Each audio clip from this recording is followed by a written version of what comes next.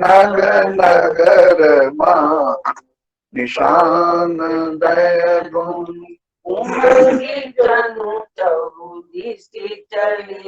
जे पद सरोज मनोज धरि सरस दैव विराज जे सुकृत सुमिर विमलताम सकल कलिमल भाज जे परसि मुनि बनिता गति रही जो पातक मंदरंदु जिनको शंभु सिर सुचिता भर नहीं कलि मधुप मुनि जोगी जन जी ते पद पखारत भाग्यभाजन जनक जय जय सब करे।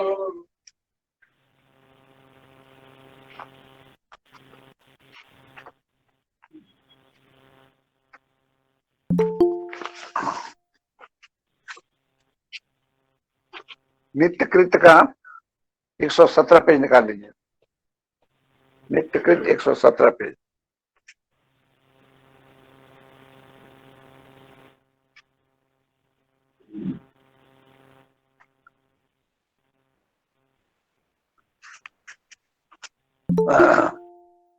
आप लोग सब मिलके गाइए।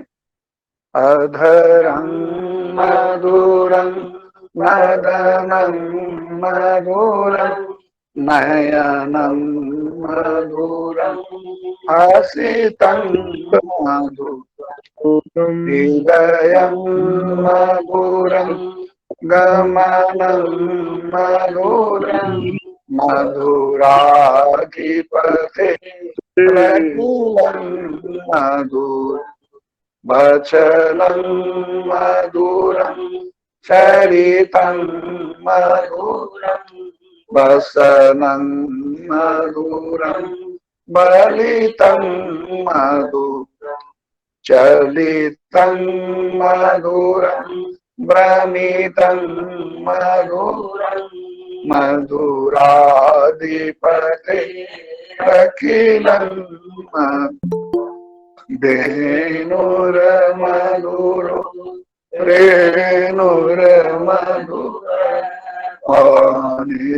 निर्मधुर पादो मधुर नित्यं मधुरं संख्यं मधुरं मधुराधिपतिरखिलं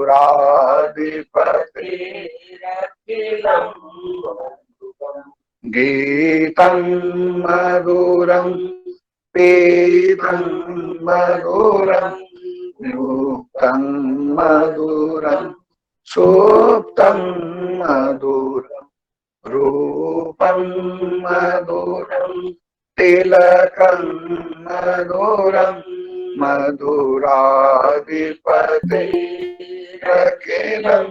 मधुरं हरणं मधुरं तरणं मधुरं हरणं मधुरं रमणं मधुरं भमितं मधुरं समितं मधुरं मधुराधिपतिरखिलं मधुरं गुञ्जा मधुरा माला मधुरा यमुना मधुरा बीचे मधुरा सलिलं मधुरं कमलं मधुरं मधुराधिपतिरखिलं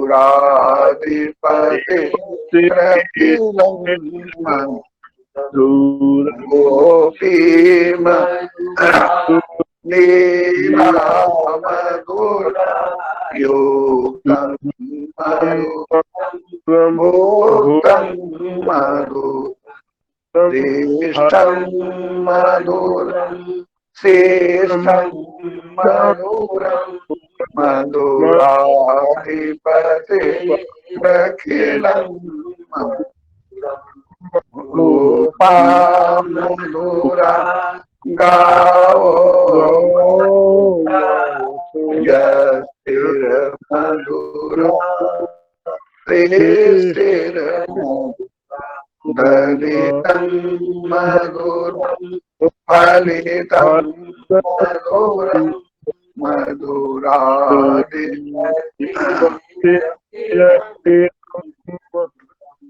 श्री कृष्ण गोविंद हरे मुरारी हे राम नारायण वासुदेव श्री गुरु चैतन्य हे माता दुर्गे हर विश्वनाथ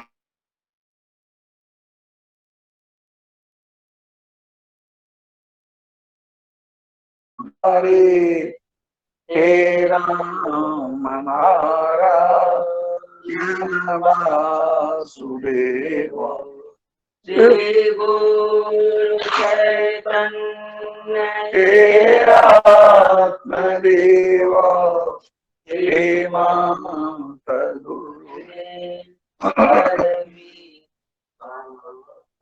श्री कृष्ण गोविंद हरे मुरारी हे राम नारायण वासुदेव श्री गुरु चैतन्य हे आत्मदेव हे माता दुर्गे हर विश्वनाथ श्री कृष्ण गोविंद हरे मुरारी हे राम नारायण वासुदेव श्री गुरु चैतन्य हे आत्मदेव हे माता दुर्गे हर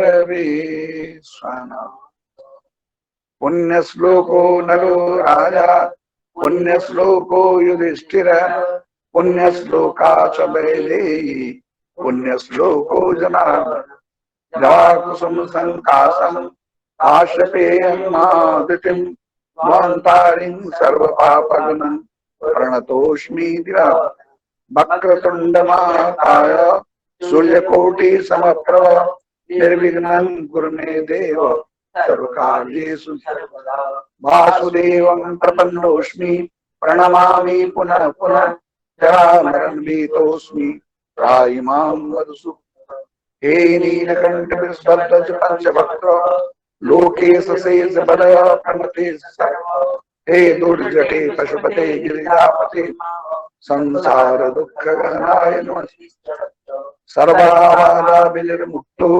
धन्यान् सुतान् च सकिनो संशय भवन्तु सुखिनः सर्वे सन्तु निरामया सर्वे भद्राणि पश्यन्तु मा कश्चित् दुःखम्। आज का संदेश दशहरा संपन्न हो गया। मैं भी 29 अक्टूबर को पटना सकुशल आ गया हूँ। गांव में न कोई मास्क लगाता था, न दूरी बनाए रखता था और न बार बार हाथ धोता था। फिर भी लोग स्वस्थ थे, रोग मुक्त थे। इसका कारण वहाँ का स्वच्छ वातावरण है। हवा में ऑक्सीजन प्रचुर मात्रा में है, हरियाली है, पहाड़ हैं, फूल खिले हैं और लोग अपने अपने काम में लगे हुए हैं।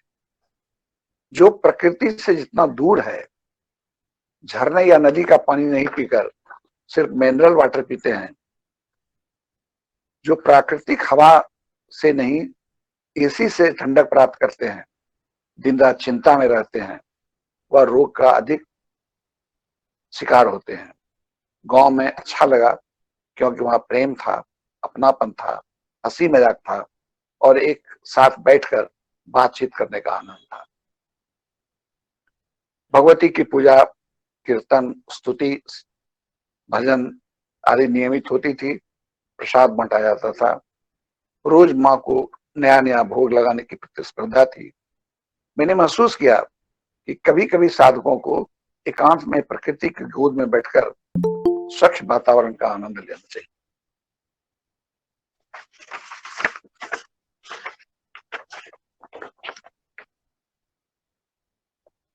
जिससे तन और मन दोनों शीतल हो। हमारे गांव में 3 भाइयों का एक परिवार है। बंटवारा हो गया है, लेकिन छोटा भाई बड़े भाई के घर नहीं जाता। मिलने पर ज्ञान की बात बहुत सुनाता है। आज लोग पूजा अधिक करते हैं, ज्ञान की बात भी करते हैं, फिर भी दुखी क्यों है? क्योंकि ज्ञान मेरे मुख तक ही है,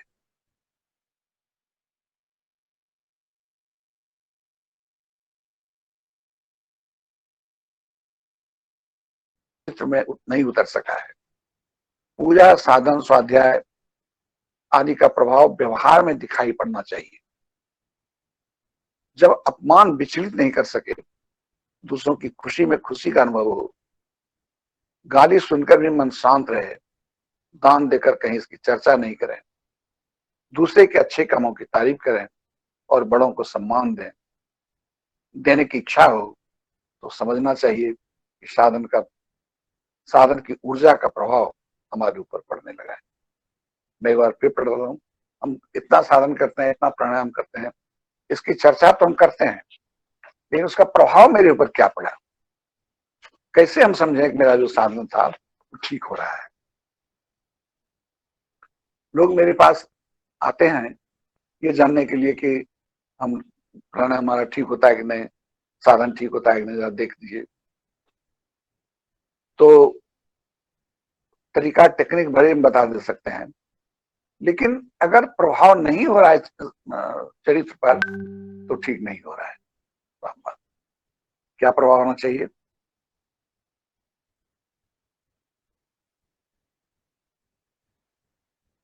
जब अपमान विचलित नहीं कर सके, दूसरों की खुशी में खुशी का अनुभव, गाली सुनकर भी हम शांत रहें, दान देकर कहीं उसकी चर्चा नहीं करें, दूसरे के अच्छे कामों की तारीफ करें और बड़ों को सम्मान देने की इच्छा हो, तो समझना चाहिए कि साधन की ऊर्जा का प्रभाव हमारे ऊपर पड़ने लगा है।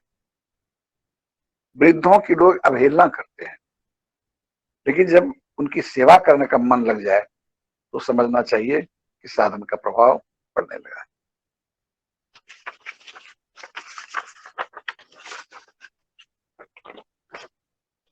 हम इन बातों से अपना परीक्षण कर सकते हैं कि भगवत भजन का प्रभाव हमारे चरित्र पर पड़ा कि नहीं।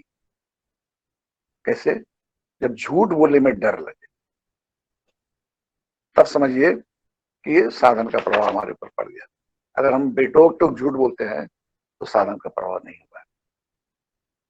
जब झूठ बोलने में डर लगे, दूसरों की तरक्की देखकर खुशी हो, न मान पाने की इच्छा हो, न ही अपमान का डर, इन दोनों कर मुस्कुरा कर झेल लें, लेने से ज्यादा देने में अच्छा लगता हो, धन, मान, प्रेम, अपनापन, कुछ भी, भगवान पर भरोसा बढ़ने लगे और निर्भय होने लगे, तो समझिए साधन का प्रभाव होने लगा है। आइए हम इस धर्म के पथ पर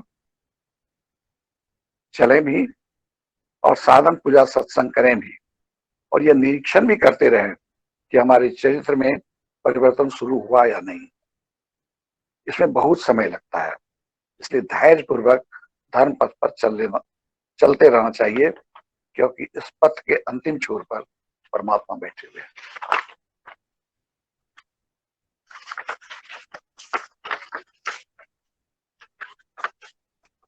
धर्म के पथ पर धैर्य पूर्वक चलते रहना चाहिए, क्योंकि इसके जो अंतिम छोर है वहीं भगवान बैठे हुए हैं। तो अगर वहां तक पहुंचना है तो इसी रास्ते से चलना पड़ेगा। आप स्वस्थ रहें, प्रसन्न रहें, यही मंगल कामना करता हूं। हमारा अवगुण ही प्रसन्नता को अंदर टिकने नहीं, हमारा जो अवगुण है, हम क्यों प्रसन्न नहीं है, हमारी प्रसन्नता को कौन रोके हुआ है? हमारा जो अवगुण है वही हमारी प्रसन्नता को निकलने नहीं दे रहा है, रोके हुआ है। साधन करने से ये अवगुण अपने चले जाएंगे और तब हम आनंद मूर्ति बन जाएंगे। मुस्कुराहट हमेशा हमारे होठों पर खिलती थी कि जो ऑब्स्टेकल था वो चला गया तो हम प्रसन्न हुए। तो शारा की बहुत बहुत शुभकामनाएं। हम साधन करें भी और ये निरीक्षण भी करें कि साधन का प्रभाव मेरे ऊपर पड़ा कि नहीं पड़ा। अगर क्रोध उतना ही पहले जितना पहले था तो साधन का प्रभाव नहीं पड़ा। अगर क्रोध में धीरे धीरे कमी, एक बात तो नहीं होगा, लेकिन धीरे धीरे अगर कमी हो रही है तो साधन का प्रभाव हो रहा है। जलन हो रहा है इन दूसरों को देख के। अगर जलन हो रहा है किसी की तरक्की देख के या किसी को देख करके तो साधन का प्रभाव नहीं पड़ा है। अगर जलन कम हो गया तो समझिए साधन का प्रभाव दूर हो गया। झूठ बोलने में डर लगता है कि नहीं, अगर हम बेरोक टोक बोलते हैं तो साधन का प्रभाव नहीं हुआ है। देना अच्छा लगता है कि नहीं, अगर संग्रह किसी जमा जमा जमा तो साधन का प्रभाव नहीं हुआ। देने का जब मन करे, दे के हम थके नहीं, दे के हम रुके नहीं, दे के हमको संतोष नहीं हो, हमेशा लगे कि हम कम दिए, तब समझिए साधन का प्रभाव तो कर रहा है। सब तरह के लोग होते हैं, कुछ लोग हमको सम्मान भी देंगे और कुछ लोग हमको अपमान भी करेंगे। समाज में भगवान कृष्ण का लोगों ने अपमान किया, युधिष्ठिर का अपमान किया, तो हम लोग कौन करेंगे? इसलिए कुछ होंगे जो हमारा अपमान भी करेंगे और कुछ हमारा सम्मान भी करेंगे। जब इस दोनों को हम उसी तरह अपने में समा लें जैसे सारे नदियों का जल समुद्र में समा जाता है लेकिन समुद्र में बाढ़ नहीं आती, उसी तरह जब इन लोगों को हमारा कोई अपमान करे तो उसको भी मुस्कुरा के झेल लें, कोई अपमान करे तो उसको भी मुस्कुरा कर दें, तब हमको समझ में आएगा कि साधन का प्रभाव हमारे ऊपर होना शुरू हो गया। अपने से अपने को निरीक्षण करने के, सेल्फ टेस्ट। और जहाज शुरू अगर हो गया तो उसका सबसे पहला प्रभाव यह होगा कि हम आनंद से भरे रहे, हम खुश रहेंगे हमेशा, हमको दुखी होने का कोई कारण नहीं था, हम प्रसन्न रहेंगे, ये लक्षण हमारे ऊपर दिखाई पड़ेगा। इसलिए जो सिद्ध साधक हैं, आप उनको देखिएगा तो देखते ही आपका मन शांत हो जाएगा, उसके चेहरे पर एक मुस्कुराहट होती है, लगता है ये आदमी कोई दूसरी दुनिया में चल रहा है। उसके पास आने से हिंसक जीव भी अपनी हिंसा प्रवृत्ति छोड़ देता है। अभी हम लोग चंडी पाठ करते थे 9 दिन तक। मेघा ऋषि के आश्रम में जब सूरत राजा सूरत और समाधि बैठ गए हैं तो राजा ने देखा कि ये कैसा आश्रम है, इसके सांप भी जा रहा है, बिल्ली भी जा रहा है, बाघ भी जा रहा है, सब इसके घर में आ जा रहा है, कोई दूसरे को मारता खाता होता नहीं है, तो इस आदमी में कुछ तो है। क्योंकि मेघा ऋषि इतने सिद्ध साधक थे कि उनके भीतर जो हिंसा की वृत्ति खत्म हो गई थी, तो उनके पास जो भी आएगा वो अपना हिंसा वृत्ति छोड़ देगा। इसलिए यहां आने के बाद भी सांप अपना हिंसा वृत्ति छोड़ देता था। ये उनके साधन का प्रभाव था। सबको सबके पास ऐसा नहीं होगा, तो हम भी मेघा ऋषि बनना चाहते हैं। हमारा जो यात्रा है कुछ पाने के लिए नहीं है, बस खोने के लिए। क्या खोना है? हमारा जो काम है, हमारा जो क्रोध है, हमारा जो मान पाने की इच्छा है, ये सबको खोना है। और तब आनंद मेरा स्वभाव है, हम आनंद से ही उत्पन्न हुए, हम भगवान के अंश हैं और भगवान आनंद मूर्ति है, सच्चिदानंद है। आनंद है, तो हम भी आनंद है। लेकिन हमारे ऊपर कुछ बुराइयां आ गई हैं, जिससे कि मेरा वास्तविक रूप ढक गया है। गुरु क्या करते हैं? गुरु उसको ब्रश आउट कर देते हैं, उस अवगुण को हटा देते हैं। कहते हैं, ये तरीका बताते हैं, इसलिए गुरु को धोबी कहा गया है कि तुम इस मंत्र का जप करो, इससे तुम्हारा ये दुर्गुण हट जाएगा। तब जो तुम्हारा वास्तविक स्वरूप है, आनंद स्वरूप, वो प्रकाशित हो जाएगा। एक चित्रकार था, शिल्पकार, वो बहुत अच्छा मूर्ति बनाता था। तो उसको पूछा किसी ने कि तुम पत्थर का इतना सुंदर मूर्ति कैसे बना लेते हो? तो उसने कहा कि हम बनाते नहीं हैं, मूर्ति ऑलरेडी इस पत्थर में है, उसके ऊपर जो अनावश्यक पत्थर है उसको हटा देते हैं, बस। उस पत्थर में वो मूर्ति है, लेकिन उसके ऊपर जो पत्थर है, उस अनावश्यक पत्थर जो है उसको हटा देते हैं, तब उसमें रायवा निकल जाता है, शिव जी निकल जाते हैं, ये निकल जाता है, मूर्ति उसमें पहले से है। वही बात है, हमारे भीतर हमारा जो स्वरूप है, ये आनंद स्वरूप है। हम अच्छे हैं, हम भगवान के अंश हैं, खाद के सोच सकते हैं, लेकिन हमारे भीतर कुछ बुराइयां आ गई हैं, जिससे मेरा वास्तविक स्वरूप छिप गया है। गुरु हमारे उसको ब्रश आउट कर देते हैं, उस गंदगी को, उस बुराइयों को हटा देते हैं। हटवाते भी हम ही से हैं, अपने नहीं हटाते हैं। कहते हैं क्या कि तुम ये मंत्र का पाठ करो, जप करो, तो इससे क्या होगा, तुम्हारा ये अवगुण चला जाएगा। तब जो तुम्हारा वास्तविक स्वरूप है, वो उभर कर सामने होगा। अब तुमको लगेगा कि हम कितने अच्छे हैं। दूसरों को तो लगेगा ही, तुमको भी लगेगा कि हम बहुत अच्छे हैं। लेकिन हम लोग प्रयास में कमी है, इसीलिए हम जो प्रभाव होना चाहिए साधन का, वो नहीं हो रहा है। प्रयास सबसे बड़ा ये है कि हम ये निश्चय करें कि हम रोज साधन करें, रोज हम एक समय पे साधन करें। 5 बजे तो 5 बजे उठना है, तो उठना है। कभी चढ़ा रहेगा, गर्मी रहेगा, कभी रोग रहेगा, आलस रहेगा, इस सब पर झटक करके हम उठ जाएंगे। दूसरा, एक हम रोज करें, दूसरा हम समय से करें, तीसरा हम जितना करते हैं, कोई 100 परिणाम करता है, कोई तो हम रोज करें और अपने को दिखाएंगे कि हमें कौन कौन सी बुराई हुई है। करना कुछ नहीं है, देखने से ही बीमारी चली जाएगी। जैसे चोर को अगर हम देख लें तो चोर भाग जाएगा। जब तक हम सोए हैं तब तक चोर अपना काम कर रहा है, लेकिन जब चोर को हम देखने लगेंगे तो चोर भाग जाएगा। उसी तरह जब हम अपनी बुराइयों को देखने लगेंगे, वो बुराई भाग जाएगा। कितना सरल तरीका है। हम बहुत झूठ बोलते हैं, ये बात जिस दिन मेरे समझ में आ जाएगी, उस दिन झूठ बोलने की प्रवृत्ति खत्म हो जाएगी। और जैसा हमने लिखा है, इसकी कॉपी आप लोगों को चली जाएगी, कि हम अपने से अपने को निरीक्षण करें कि साधन कर रहे हैं तो क्या मिल रहा है इससे हमको। इससे कोई लाभ हो रहा है कि झूठे ही हम एक एक्सरसाइज कर रहे हैं? अदरवाइज तो ये एक फिजूल का काम हो जाएगा। अगर इसका कोई अच्छा प्रभाव हमारे ऊपर नहीं पड़ रहा है, तो ये तो एक लेबर कंबर्सन हो जाएगा, मेहनत कर रहे हैं झूठों में। अगर हम नियम से करेंगे तो उसका प्रभाव दिखाई पड़ेगा, हमारे चेहरा पर, हमारे आंख पर, हमारी बोली पर, हमारे व्यवहार पर, हमारे प्रेम पर दृष्टिगोचर होगा। उसको बोलने की जरूरत नहीं होगी, सूरज को कहना नहीं पड़ता है,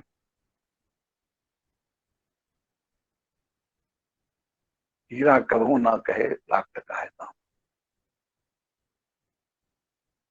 उसका जो महत्व है वो अपने बोलता है, हमको नहीं बोलना पड़ेगा। हम साधन करते हैं, हमारा चेहरा बोलेगा, हमारी आंखें बोलेगी, हमारी प्रसन्नता बोलेगी।